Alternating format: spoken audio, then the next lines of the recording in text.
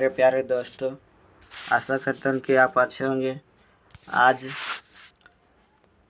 हिंदी गद्य खंड का दूसरा चैप्टर उसने कहा था, इस पर आज चर्चा करेंगे।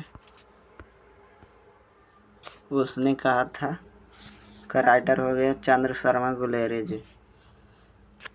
तो उसने कहा था का राइटर हो गए चंद्र शर्मा गुलेरी जी। तो इसमें आपको ट्रिक बताएंगे कि इसका क्या होगा। तो वो इसका ट्रिक है ना कि उसने कहा था तुम्हारा चेहरा चांद की तरह नहीं, जैसे बोलते हैं कि तुम्हारा चेहरा चांद की तरह। तो उसने कहा था का राइटर हो जाएगा चंद्र शर्मा गुलेरी। तो चलिए आगे देखते हैं। आगे बताया जा रहा है इम्पोर्टेंट पॉइंट। इतना में से ऑब्जेक्टिव आपका बन जाएगा। ऐसा सब्जेक्टिव जो है ना क्वेश्चन, वो जहाँ तहाँ से पूछ देता है। जरूरी नहीं है कि क्वेश्चन बैंक से पूछेगा। हम आपको क्वेश्चन बैंक कराते हैं जिसमें से कभी परिचय देते हैं और ऑब्जेक्टिव। इतना आप कर लीजिएगा तो आपसे एक को ऑब्जेक्टिव नहीं छूटेगा, ऑब्जेक्टिव बन जाएगा। और सब्जेक्टिव तो अपने मन से बनाना है, उसमें क्या। तो चलिए देखते हैं।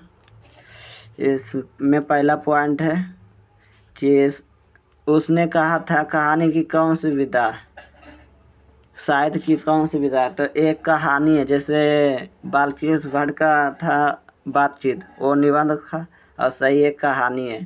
तो क्वेश्चन पूछेगा कि उसने कहा था यह साहित्य की कौन सी विधा, तो कहानी हो जाएगा। तो एक पॉइंट क्लियर हो गया। आगे देखिए, अगला पॉइंट में बताया गया है कि परसों कहानी विकास में मील का पत्थर मानी गया। मतलब मील का पत्थर माना गया, मील का पत्थर मानी जाती है। इस कहानी को जो बनाए हैं राइटर, वो बोलते हैं कि हम मानते हैं। इसमें कालिया रचना है। प्रसिद्ध फिल्मकार विल्मा राय ने इस पर फिल्म भी बनाई है। इसमें बोल रहा है ने कि यह जो कहानी है उसने कहा था इस पर फिल्म बनाया। तो फिल्म बनाने वाला का नाम भी दिया गया विल्मा राय। इसमें पूछ लेता है ऑब्जेक्टिव कि उसने कहा था इस पर कौन फिल्म बनाया, तो विल्मा राय दिया जाएगा ऑब्जेक्टिव में। तो मार दीजिएगा विल्मा राय। तो ये भी पॉइंट, ये पॉइंट में एक को निकल किया। जो पूछने की संभावना था वही कि उसने कहा था कहानी पर फिल्म कौन बनाया था, विल्मा राय। और अगला पॉइंट में देखिए, अगला पॉइंट में है कि शुद्ध प्रेमी की आध्यात्मिका अनुभूति और उसका स्वाभाविक उत्तमय अभिव्यक्ति इस कहानी का कथन। मतलब इसमें प्रेमी के बारे में बताया गया कि जो लड़का और लड़की था ने, सुवेदारनी और लाना सिंह, उसी के बारे में बताया गया कि ये एक प्रेम कहानी भी है। ये भी पॉइंट क्लियर हो गया होगा। और आगे देखिए, अगला पॉइंट है कि कहानी की घट को स्वाभाविक नाटकीय है। मतलब यह कहानी है ने जो स्वाभाविक है, मतलब किसी के साथ भी हो सकता है। हमारे जीवन में कभी भी ये हो सकता है, किसी के भी साथ। और कभी ना कभी हम लोग के जीवन में एक बार ऐसा हो भी करता है। ये जरूरी ना है कि किसी से प्रेमी हो जाए, कुछ और भी हो सकता है। जैसे घर में गार्जियन से प्रेम हो जाता है, अपने दोस्त के प्रति प्रेम हो जाता है। वही इसमें बताया गया कि स्वाभाविक है यह कहानी की घटना। और उत्कर्ष में गतिशील के कारण जबरदस्त असर डाली है। यह कहानी जो है न पूरा जबरदस्त एकदम, इसी कहानी के वजह से लेखक पूरा फेमस हो गए। यही इसमें बताया गया कि यह कहानी पूरा दम पर चलित है। और आगे पूछ रहा, वो जो शुरू में दिए थे ने रचनाकार इसका चंद्र शर्मा गुलेरी है, वही पूछेगा कि उसने कहा था का रचनाकार कौन है, तो चंद्र शर्मा गुलेरी। इसको याद कैसे रखना है, जैसे तुम्हारा चेहरा चांद के समान है, तो चंद्र शर्मा गुलेरी। और आगे इसमें और आगे बोल रहा है कि चंद्र शर्मा गुलेरी जो है ने 20वीं शती के प्रथम चरण के हिंदी गद्य साहित्य के एक प्रमुख लेख है। मतलब पूछेगा कि चंद्र शर्मा 6वीं शताब्दी का कवि है, तो 20वीं शताब्दी यहाँ से एक हो गया, एक पॉइंट निकल गया, एक क्वेश्चन ये पॉइंट से। और दूसरा क्वेश्चन पूछेगा कि चंद्र शर्मा गुलेरी किस साहित्य के राइटर है, मतलब लेखक है, तो गद्य साहित्य के, हिंदी के गद्य साहित्य के। 2 पॉइंट, 1 पॉइंट से 2 क्वेश्चन निकालें। और इसमें पूछेगा लेखक कैसे लेखक एक प्रमुख लेखक है, इसमें नहीं निकला पॉइंट, इस ऑब्जेक्टिव में आप लिख सकते हैं। अब अगला पॉइंट देखिए, ये भी आपको क्लियर हो गया होगा। अगला पॉइंट में वे अपने समय के हिंदी, संस्कृत और अंग्रेजी भाषाओं का प्रखर विद्वान थे। मतलब वो हिंदी भी जानते थे, संस्कृत भी जानते थे और अंग्रेजी भी, 3 भाषा के विद्वान थे वो, 3 हिंदी, संस्कृत और अंग्रेजी। तो पूछेगा कि ये चंद्र शर्मा गुलेरी जी कौन कौन भाषा के ज्ञानी थे, तो ऑप्शन में दिया रहेगा हिंदी, संस्कृत, इंग्लिश, हिंदी, इंग्लिश, फारसी, ये सब ऐसा दिया रहेगा। तो 3 में से एक वो चुनना है, जिसमें से हिंदी, संस्कृत और अंग्रेजी रहेगा। और आगे ये पॉइंट क्लियर हो गया होगा। और अगला पॉइंट देखिए, अगला पॉइंट में बता रहा है कि गुलेरी जी ने कुल 3 कहानी लिखी है। मतलब गुलेरी जी 3 कहानी लिखे हैं पूरे गद्य खंड में, मात्र 3 कहानी लिखे हैं, और उन्हीं के बल पर कहानीकार के रूप में हिंदी में अमर हो गए। मतलब 3 कहानी लिखी हैं और उन्हीं के बल पर वो कहानीकार हो गए, मतलब महान कवि कहलाने लगे। तो इसमें पूछेगा कि चंद्र शर्मा गुलेरी जी गद्य खंड में कितने कहानी लिखे हैं, तो आंसर हो जाएगा 3। और आगे देखिए, चंद्र शर्मा गुलेरी जी का जन्म 7 जुलाई 1883 ईस्वी में हुआ था। ऑब्जेक्टिव में पूछ देता है कि चंद्र शर्मा गुलेरी जी का जन्म कब हुआ था, तो 7 जुलाई 1883 ईस्वी में। और निधन पूछेगा तो 12 सितंबर 1922 ईस्वी में। और आगे देखिए, निवास स्थान जयपुर, राजस्थान। ऑब्जेक्टिव ये सब आता, याद कर लीजिएगा। वैसे तो पूरा राइटर के आप नाम याद कीजिएगा तो पूरा 29 चैप्टर है, तो ढेर राइटर का नाम, जन्म स्थान याद कीजिएगा, क्योंकि ये ज़्यादा पूछा जाता है। राइटर का जन्म मृत्यु पूछे चाहे नहीं, लेकिन निवास स्थान पूछ लिया जाता है, तो निवास स्थान आप ध्यान दीजिएगा। और पिता का नाम पूछ रहा तो पंडित शिवाराम हो जाएगा। पिताजी का नाम उतना भी इम्पोर्टेंट ना है, लेकिन याद रखिएगा तो कोई दिक्कत ना है। और आगे देखिए, रचनाकार कृतियाँ, मतलब संपादन में काशी की नागरी प्राचीनी पत्रिका, मतलब इनका एगो पत्रिका भी चला है जो काशी की नगरी है, बहुत पुराना है। और कहानियाँ, यही कहानियाँ जिनके दम पर ये विद्वान बने। पहला सुखमय जीवन 1911 ईस्वी में ये विकसित हुआ। और दूसरा है बुद्धा का कांटा, यह 1911 ईस्वी में फेमस हुआ। और तीसरा हो गया उसने कहा था, ये 1915 में फेमस हुआ था। तो ये दोनों से सुखमय जीवन और बुद्धा का काटा ये नहीं पूछा जाता, लेकिन ये जरूर पूछा जाता है कि उसने कहा था कहानी का संपादन कब हुआ था, मतलब प्रकाशित कब हुआ था। तो 1915 ईस्वी में, याद रखिएगा, ये पूछ लिया जाता है। और आगे निबंध में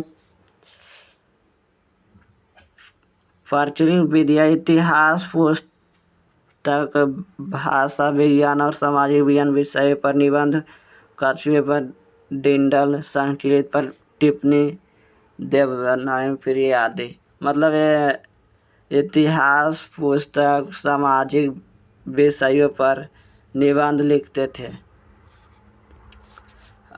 इसमें आपको बता दिए लेखक परिचय। और आइए इसका ऑब्जेक्टिव कराते हैं। अगर जो ये वाला आप समझ गए होंगे, जितना हम इसमें बताए हैं इतना, अगर जो आप समझ गए होंगे तो आपसे ऑब्जेक्टिव एकदम तुरंत बन जाएगा। इसी में से ऑब्जेक्टिव आता है, इतने में से। नहीं तो आइए देखिए ऑब्जेक्टिव करवाते हैं। ऑब्जेक्टिव में देखिए पहला क्वेश्चन आ गया। पहला क्वेश्चन आ रहा है ना कि तेरी कुर्बानी हो गई किस कहानी का संबंध है, कि ये किस में बोला गया। तो ये उसने कहा था, इसमें बोला गया लहना सिंह था ने जो बचपन में अपने दोस्त के साथ, मतलब वो लड़की सूबेदारनी थी, तो दोनों एक दूसरे से बात करते थे। तो लहना सिंह को प्यार हो गया था सूबेदारनी से। तो वो बोलता था ना बार बार कि तेरी कुर्बानी हो गई। कुर्बानी का अर्थ होता है नहीं कि तेरी सगाई हो गई, मतलब शादी। तो वही बोलकर भाग जाती थी। तो ये पूछ रहा है यह बात किस कहानी में कहा गया। तो उसने कहा था, तो एक का राइट आंसर हो जाएगा ए का बी नंबर।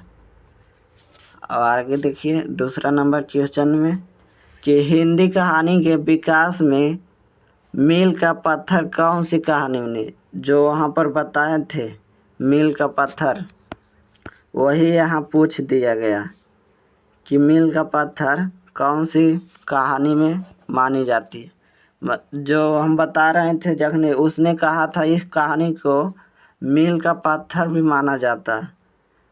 तो इसका राइट आंसर हो जाएगा ए नंबर, उसने कहा था। चलिए, और दूसरा का ए नंबर हो गया। तीसरा नंबर क्वेश्चन देखते हैं। तीसरा नंबर क्वेश्चन में है चंद्र शर्मा गुलेरी की कहानी है। मतलब हम जखने बोले थे ना कि 3 कहानी लिखे, उसमें से ये बहुत इंपॉर्टेंट है। तो उसने कहा था, ये हो जाएगा राइट आंसर। तो 3 नंबर का डी। आइए 4 नंबर देखते हैं। 4 नंबर में कि उसने कहा था कहानी है युद्ध की कहानी, प्रेम पर बलिदान होने की कहानी। और सी नंबर में दे रहा है कि युद्ध का कार्ड का कहानी, या डी नंबर में हारे को हरि नाम की कहानी। तो ये जो है न 5 नंबर पूछ रहा कि नहीं, सॉरी 4 नंबर, युद्ध की कहानी, प्रेम पर बलिदान होने की कहानी, और बी में दिया गया दिव्य प्रेम की कहानी, और डी में दिए गए इनमें से सभी। तो इनमें से सभी हो जाए। युद्ध में भी गए थे तो युद्ध का भी कुछ पार्ट डाला गया। 25 वर्ष के बाद लहना सिंह युद्ध में सेलेक्टेड हो गए थे। ये 5वां क्वेश्चन देखते हैं। 4 नंबर का डी हो गया। 5वां क्वेश्चन देखिए। 5वां क्वेश्चन है निम्न में से कौन सी रचना गुलेरी जी का नहीं है। पूछ रहा कि कौन सी रचना गुलेरी जी की नहीं है। तो गुलेरी जी के सुखमय जीवन है, युद्ध का काट, बुद्धा का काटा है, और उसने कहा था ये भी है। तो डी नंबर नहीं है। हारे के हरि नाम नहीं है, हारे का हरि नाम नहीं है। तो 5 का राइट आंसर हो जाएगा डी नंबर। 6 नंबर आइए देखते हैं। 6 नंबर में बोला जा रहा है उसने कहा था किस प्रकार की कहानी है। चरित्र प्रबंधन या कर्म प्रबंधन या धर्म प्रबंधन या वात्सल परिवर्तन। तो 6 का राइट आंसर हो जाएगा कर्म प्रबंधन। मतलब कार्य कर रहे थे जो लाना सिंह है वो अपने वादे के साथ रहे, उसने कुछ नहीं किया, उसको जो हुआ फिर अपने काम पर चले गए, ड्यूटी पर चले गए मिल उल के। और इसी का राइट आंसर हो गया बी नंबर।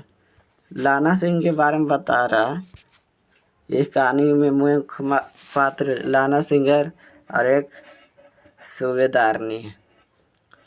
इसमें पूछा जाता है कि लाना सिंह का उम्र कितना था बचपन में, पहला पार्ट में। तो उसमें था लाना सिंह के 14 वर्ष और सूबेदारनी था का 8 वर्ष। कभी कभी पूछ लिया जाता है वो क्वेश्चन भी, तो बता रहे हैं। और 7वां नंबर देखिए कि उसने कहा था कहानी का नायक कौन है। तो नायक हो जाएगा लाना सिंह। हम पहले बता रहे थे कि लाना सिंह इसमें मेन नायक है। उसके बाद सूबेदारनी। ये बोधा सिंह है ने जो सूबेदारनी का बेटा है। आई हजारा सिंह दोस्त होगा। आइए 8वां क्वेश्चन देखते हैं। 8वां क्वेश्चन में पूछ रहा उसने कहा था किस वर्ष की रचना, मतलब किस वर्ष प्रकाशित हुआ था, यही पूछ रहा था। उसमें हम बताए थे ना कि 1915 में प्रकाशित हुआ था। वहीं से आया ना ऑब्जेक्टिव। हम बोले थे कि इम्पोर्टेंट पॉइंट पढ़ लीजिएगा तो ऑब्जेक्टिव आपसे बन जाएगा। और सब्जेक्टिव में तो आपको लिखना रहेगा, तो वो तो आप कैसे भी लिख लीजिएगा, लेकिन ऑब्जेक्टिव 1 नंबर का होता है। इसमें ABCD अगर जो गलती मार दीजिएगा ना तो 1 नंबर कट जाएगा।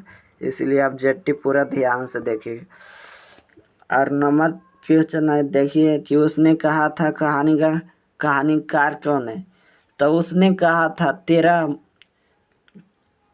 चेहरा चंद्रमा के समान है। तो चंद्र शर्मा गुलेरी जी। तो इसका राइट आंसर डी हो जाएगा, 9 का डी। आइए 10 नंबर देखते हैं। 10 नंबर है लाना किस कहानी का प्रमुख पात्र, मतलब किस कहानी का पात्र है वही हुआ। उसने कहा था कहानी का एक पात्र है लाना सिंह वही। इसी पर तो मेन अथी कहानी बताया गया। और 11वां क्वेश्चन देखिए। चंद्र शर्मा गुलेरी जी किसके अभिभावक बनकर मौर्य कॉलेज अमेठी में आए थे। मतलब चंद्र शर्मा गुलेरी जो है ने किसके कहने भावक बनने पर आए थे कॉलेज में। तो ये हो जाएगा खेतड़ी के नाबालिग राजा जय सिंह के कहने पर। ये खेतड़ी के राजा नाबालिग ये है ने जो पहले कॉलेज में रहते थे चंद्र शर्मा गुलेरी जी पढ़ाई के टाइम में। तो नाबालिग इसमें इसलिए बोला गया ना क्योंकि इस राजकुमार का माता पिता नहीं थे। तो चंद्र शर्मा गुलेरी जी गए थे, इनको अपने साथ ले चल गए थे। वही जौरे पढ़ते थे और इसका लालन पोषण किया था। तो यही कहानी से उठा के दे दिया गया कि किसके कहने पर कॉलेज अमेठी में आए थे। तो यही राजकुमार था, अनाथ था। ये नाबालिग मतलब 14 वर्ष से नीचे था, 18 वर्ष से नीचे। और 12वां क्वेश्चन देखिए। 12वां क्वेश्चन है कि उसने कहा था शीर्षक कहानी में यह किसने कहा कि उदम उठ खिकड़ी में कोल डाल। मतलब युद्ध हो रहा था ने उस टाइम ये बोल रहे थे सूबेदार हजारा सिंह जो सूबेदारनी का पति हुए। सूबेदार हजारा सिंह बोल रहे थे ने कि उठ अधिक उसमें कोयला डाल। मतलब ठंडे के दिन में नहीं देखते हैं तो आग उग जलाता तो भूत आ रहा था, तो उसने बोला कि जा यहाँ से उठ के वो कोयला डाल दे उसमें, तो आग बना रहेगा। तो यह बात सूबेदार हजारा सिंह बोला था। ये 2022 में पूछा हुआ, हम जितना भी बता रहे हैं सब पूछा हुआ क्वेश्चन है, आप देखते रहिएगा। और 13वां क्वेश्चन है कि सूबेदारनी किस कहानी का पात्र है। आगे ने सूबेदार हो गया हजारा सिंह, और सूबेदारनी हो गया हजारा सिंह का पत्नी, लाहना सिंह का प्रेमिका। इसमें मुख्य पात्र यही दोनों है ये था। तो फिर पूछ दिया कि सूबेदारनी किस कहानी का प्रमुख पात्र है, तो उसने कहा था इसका प्रमुख पात्र हो गया। 2023 में एक क्वेश्चन पूछा गया, तो इसका राइट आंसर भी हो जाएगा 13 का। और 14 नंबर देखिए, वजीरा सिंह किस कहानी का प्रमुख पात्र है। वजीरा सिंह भी उसने कहा था इसी का एक प्रमुख पात्र है। वजीरा सिंह युद्ध के टाइम मिले थे लाना सिंह को, तो उसका भी नाम आ गया। तो चलिए 14 का राइट आंसर ये हो गया। अब 15 नंबर क्वेश्चन आ गया कि निमोनिया से मरने वाले को मुआवजे नहीं मिलते, या उक्ति किस शीर्षक पाठ में कहा गया। इसमें बता रहा है कि निमोनिया से जो मरता है ना उसको पेंशन नहीं मिलता। मतलब एक रोग हुआ करता था निमोनिया, तो उससे जो मर जाता था ना उसको मुआवजा नहीं मिलता था। अगर जो मर भी गया नहीं तो उसका घर में कोई पैसा वैसा नहीं दिया जाएगा। तो ये पूछ रहा है ये किस कहानी में कहा गया है, तो उसने कहा था इसी कहानी में कहा गया। आइए 16वां क्वेश्चन है कि देखते नहीं या रेशम से कढ़ा हुआ सालू यह पंखी किस कहानी में कहा गया। तो यह पंखी उसने कहा था कहानी में कहा गया। 2024 में देखिए पूछा हुआ क्वेश्चन है, और 2025 में पूछा गया। ये लास्ट क्वेश्चन है आज का कि उसने कहा था शीर्षक कहानी में पोलू राम कौन था। चौकीदार था, या डाकू बाबू था, या किसान था, या सिपाही था। तो इसमें पूछ रहा है ना कि उसने कहा था कहानी शीर्षक में पोलू राम कौन था। पोलू राम जानते हैं, एगो डाकू था जो हमला करते थे, वही डाकू है। 2025 में पूछा गया। कितना इजी क्वेश्चन है, अगर जो कहानी पढ़ लिया होगा ने उसको पूरा समझ में आ जाता होगा। तो आप आज हम पूरा 17 को ऑब्जेक्टिव कराए हैं और लेखक परिचय दिए। इतना आप कर लीजिएगा नहीं तो आप एक भी ऑब्जेक्टिव नहीं छूटेगा। अब बात रह गया सब्जेक्टिव का, तो सब्जेक्टिव अभी देंगे नहीं तो आप भुला जाइएगा। सब्जेक्टिव लास्ट में देंगे एकदम चुन चुन के जो लड़ जाए, तो सब्जेक्टिव के लिए लास्ट में होगा। अभी ऑब्जेक्टिव जितना करवा रहे हैं उतना कीजिए, इतना से बाहर में नहीं आएगा। तो आशा करता हूँ कि आपको पूरा वीडियो में समझ आ गया होगा, जितना भी जब ऑब्जेक्टिव करवाएं और लेखक परिचय करवाएं। तो अगर जो वीडियो पसंद आया होगा तो लाइक कीजिएगा, सब्सक्राइब कीजिएगा और अपने दोस्तों में भी शेयर कीजिएगा। जो भी स्टूडेंट कमज़ोर है ना हिंदी में उसको आप भेजिएगा, उसको पूरा समझ में आ जाएगा। ठीक है, मेरा वीडियो देखने के लिए आपका धन्यवाद।